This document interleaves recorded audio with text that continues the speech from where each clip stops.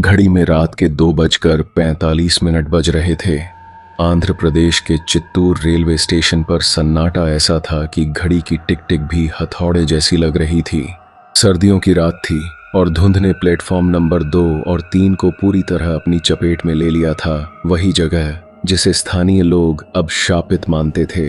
आज की night duty पर विक्रम, नया टीटीई, और शंकर, आरपीएफ हेड कांस्टेबल तैनात थे। विक्रम दिल्ली से नया आया था और उसे इन लोकल कहानियों पर रत्ती भर भी यकीन नहीं था।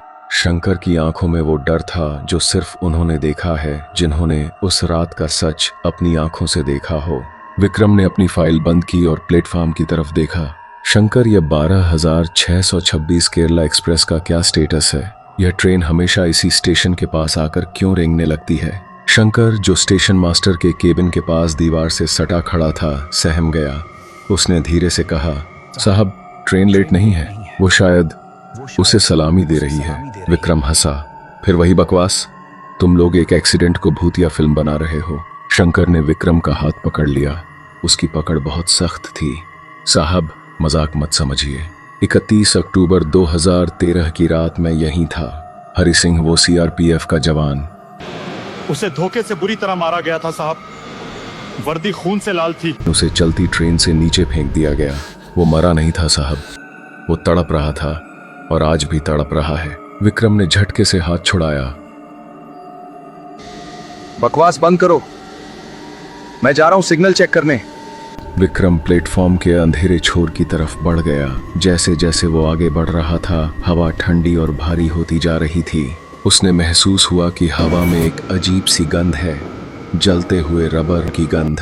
तभी विक्रम को किसी के चलने की आवाज आई, भारी बूट्स की आवाज।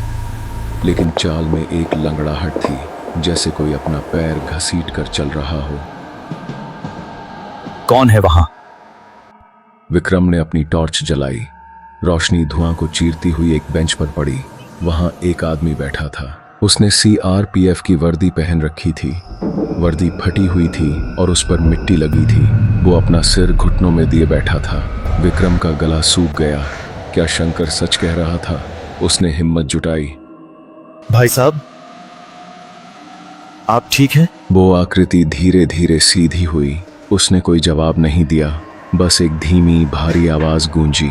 विक्रम के रोंगटे खड़े हो गए। यह वही लाइन थी जो रिपोर्ट्स में लिखी थी। झगड़ा टिकट को लेकर शुरू हुआ था। विक्रम पीछे हटने लगा। देखिए, आप स्टेशन मास्टर के पास चलिए।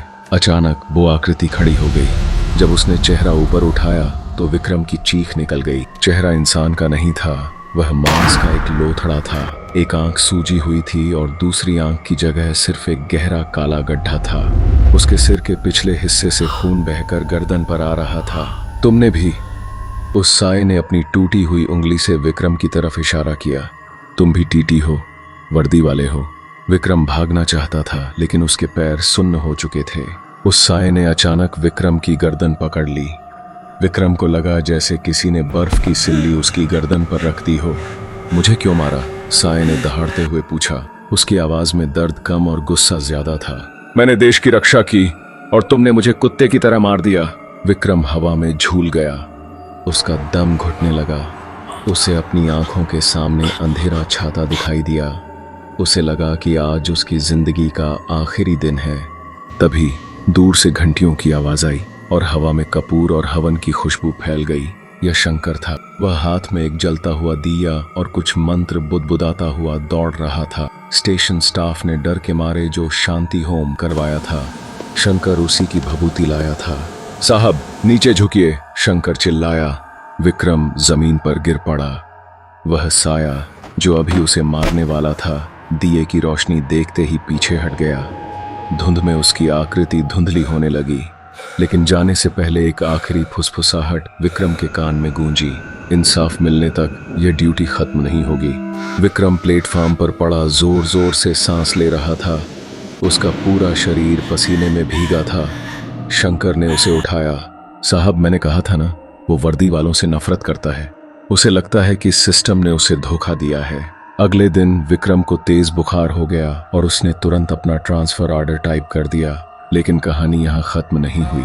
उस घटना के बाद चित्तूर स्टेशन पर रेलवे प्रशासन ने आधिकारिक तौर पर पूजा पाठ करवाया।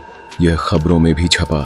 लेकिन सबसे डरावनी बात यह है कि उस रात के बाद से चित्तूर से गुजरने वाली केरल एक्सप्रेस अक्सर बिना किसी तकनीकी खराबी के प्लेटफॉर्म नंबर 2 के पास आकर कुछ पल के लिए धीमी हो जाती है। ड्राइवर कहते हैं सिग्नल नहीं मिलता, लेकिन शंकर और बाकी पुराने लोग जानते हैं हरि सिंह आज भी अपनी ट्रेन का इंतजार कर रहा है। और स्टेशन मास्टर के रूम में टंगी ड्यूटी लिस्ट पर अक्सर एक नाम अपने आप लिखा हुआ मिलता है जिसे कोई मिटा नहीं पाता।